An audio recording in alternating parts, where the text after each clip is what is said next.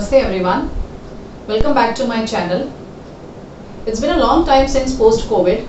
I've come up with a new video in which I would be talking to you all about the child-parent communication or the child-parent relationship. Now this is not something new that nobody has yet spoken about these relationships, or something it's not new also that parent and child relationship is not known to anybody. Each and every parent is aware about it, but somehow somewhere some of the points I would like to recall among you all. So let's begin with the points which I would like to discuss with you all. The very first point which I would like to highlight to you all is speak to your child. Let's try to understand this with an example. Like for example, your child comes from a school. So just put up the questions: how was your day? How did you enjoy the food which I had kept in your tiffin? Did you speak to your friends? Or was your friend absent today? What topic did the teacher had covered in the school? Some of these basic questions you keep on, put up your child. This is not only for the smaller ones or the small children, but even this sounds to be good and the better one even for the elder children. That is, they are those who are there in grade 8, 9th and 10th. Now, how could this help you all? In this way, what happens? A good rapport, a good communication with the parent and the child gets developed up. And secondly, this also helps the child with its proper communication skills. Some of the time, like we keep on asking the children to speak in English, or you are weak in this particular language. So you converse with the child in that particular language, so that there is a second improvement in that communication with you along with your child. Or in some of the places you can correct your child also if they make a mistake in some of the words, or you can put them in a condition where they are compelled to speak to you. And this should not be 1 day or 2 days. Make regular habit of yours, make a regular routine of yours, so that whenever they come from school, you talk to them. So this is a very good way of communicating with them, and you know what, in a very positive way they develop this habit to talk to you. Keep on explaining what was there in the school and how was there. Each and everything they will explain you, they will talk to you, and this goes in a very good way.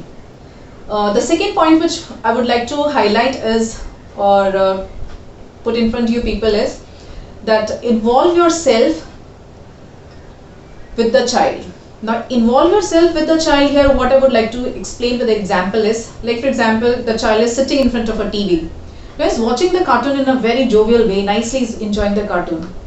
And the mother is sitting next to him or her, but she is not watching the television along with the child, but she herself is busy with the mobile phone or something else she is doing. Stop this type of habit, because when the child is watching a cartoon, a simple cartoon maybe it is, see to it even you enjoy that cartoon with your child. Now what is enjoying you with the child? I mean to say is, the child feels secure. The child enjoys the moment that my mother is along with me or my father is along with me. Put up small questions into the cartoon when they are playing, enjoying with the cartoon, and just keep on saying that the behavior or the reactions which you can see the child is developing when he or she is watching the cartoon. So here you judge the behavior of your child. Either is very sensitive, very emotional, or like very neglecting sort of thing. So involve yourself when the child is up to some of the things like watching the television or playing with the toys. This again gives a support to the child that I'm not left alone, because in nowadays world, as we are staying in a nuclear family, at the same time when both the parents are working, we hardly get any time with our child to involve ourselves. So this is again a very second good point. Whenever you get a time, when your child is watching, please do watch the things with your child rather than sitting alone and watching yourself with something else. And the third point which I would like to highlight is, don't allow your child to grow before his or her age. Now this is very important point which I'm focusing here is, even whether it's a boy or a girl, it's a small child or a quite elder child of yours. So don't let them grow before their age. So here is my personal request to the parents.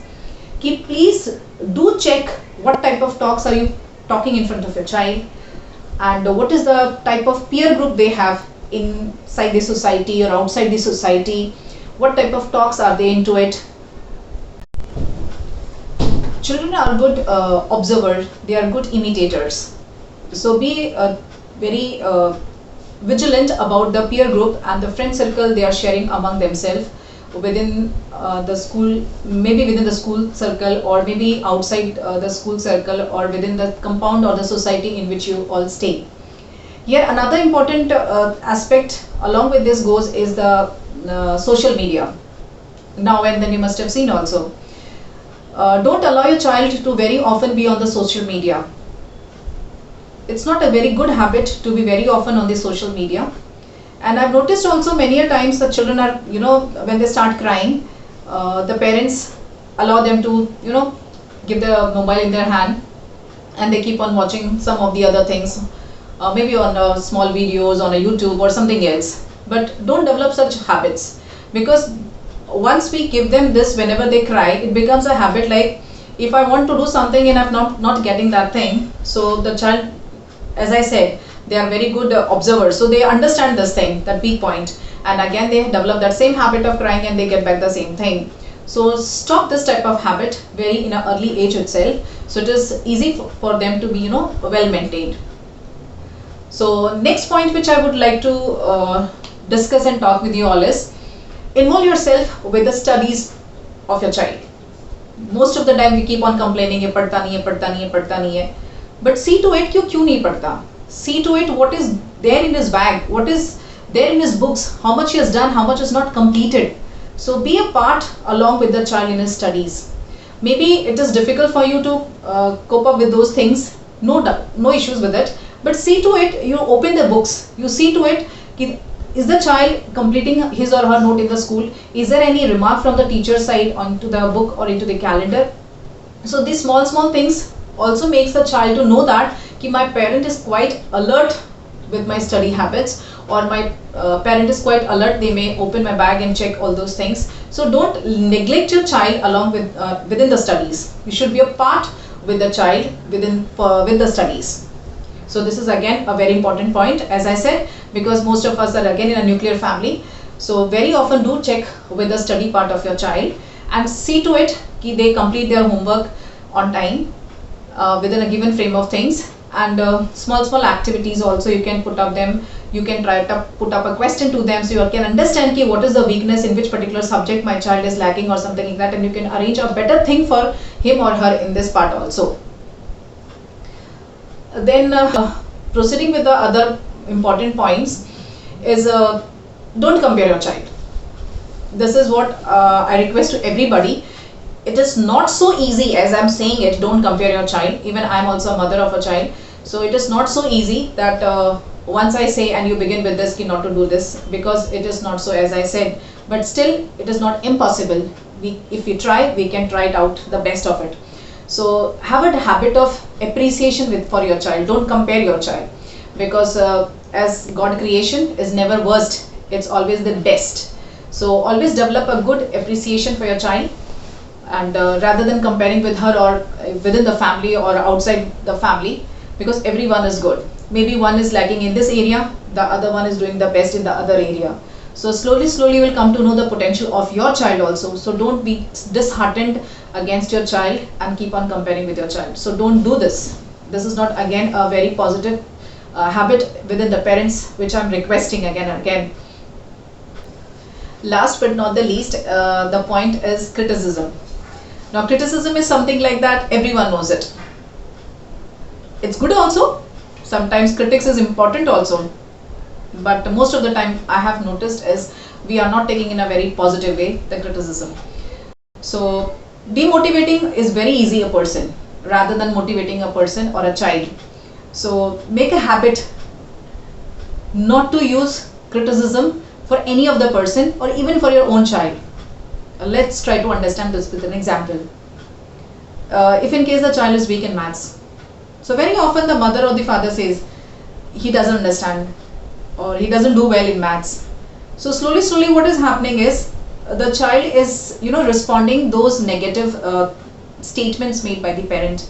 Okay, I'm not good in maths. He or she accepts it, and then that develops a fear into his mind or into his heart. Okay, whenever the maths comes, so this is not my subject, I cannot do well. because I've been told, and they accept this. Yeah, I cannot do this, and they give up very easily. So it is the parent who has to keep a check on their statement, what are they making against for their child. So always make a positive statement for your child. If they are weak also, no doubt, no issues with it. Start appreciating little bit, slowly. Even you will develop a habit. Oh, आपने बहुत अच्छा किया. Very nice, you have done it. Well, you can. What you have done is very good, excellent. And furthermore, you can add to this. Do it. Give them some practice.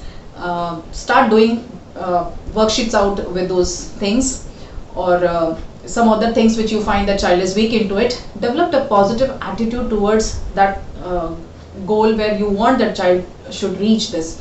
So just avoid criticism, because the more we are making this such type of thoughts with our within our family about your child, or about not doing in some particular subject. So what happens, that person once hears about your child, he goes and tells to somebody else.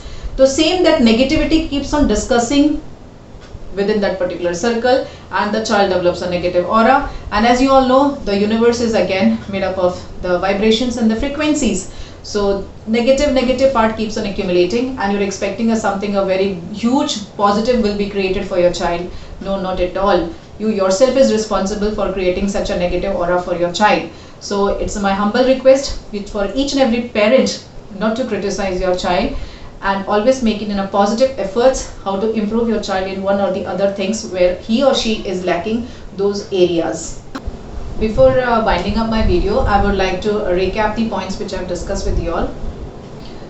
Talk or speak to your child very often. Spare valuable time with your child. Do not criticize your child.